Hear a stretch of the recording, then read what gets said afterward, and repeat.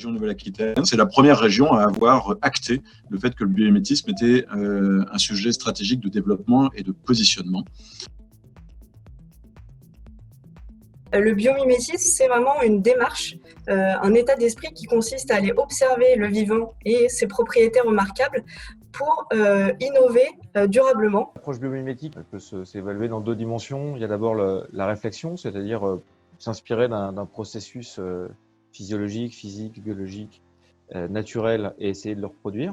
Et puis il y a également exploiter et utiliser ces mines d'or de bonnes idées que sont le biomimétisme pour son applicatif et essayer d'avoir une démarche respectueuse de la biodiversité et une économie et un développement industriel durable.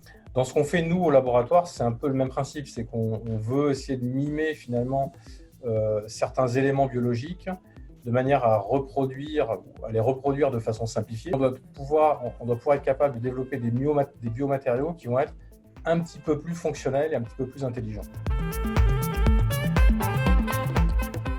Dans la stratégie régionale croissance bleue en tant qu'enjeu et levier du développement du territoire. Pourquoi on a un patrimoine naturel d'une exceptionnelle richesse, un tissu académique d'excellence, un tissu économique dynamique. Souhaitons réconcilier environnement, innovation, croissance en s'inspirant durablement du vivant.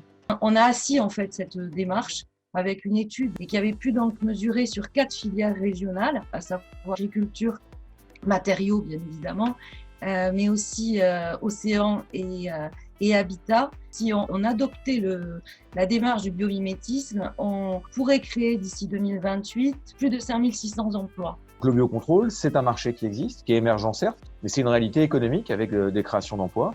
PM2I, c'est une société créée en début 2013, on était 35 personnes, on est 165 aujourd'hui. Et depuis l'Aquitaine, qui nous anime aujourd'hui et qui est effectivement un creuset fertile pour cette nouvelle technologie et pour cette filière.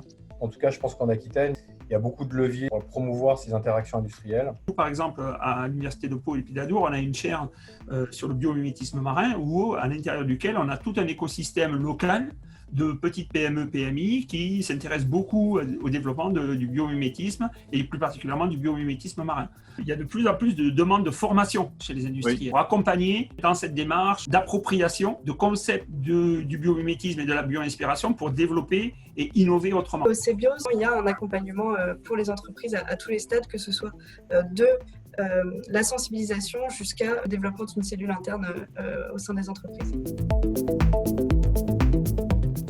Là où le biomimétisme est d'abord une deep tech, c'est que c'est d'abord une deep tech culturelle. C'est-à-dire que c'est une invitation au changement de regard sur le vivant et sur les autres disciplines pour travailler en interconnexion. Si le biomimétisme est en train de grandir, de s'étoffer aujourd'hui, c'est probablement pour 2 raisons assez simples. C'est l'urgence de nos enjeux et la quête de valeur, de sens, d'harmonie, de recherche d'équilibre entre l'espèce humaine et son biotope au sens plus large. Oui, il y a une bio-inspired generation. Le sujet est passionnant et il s'est imposé comme une évidence dans la programmation de nos rencontres. Les conférences comme celle de ce soir répondent pleinement à cette envie de valoriser aussi les innovations de la Nouvelle-Aquitaine.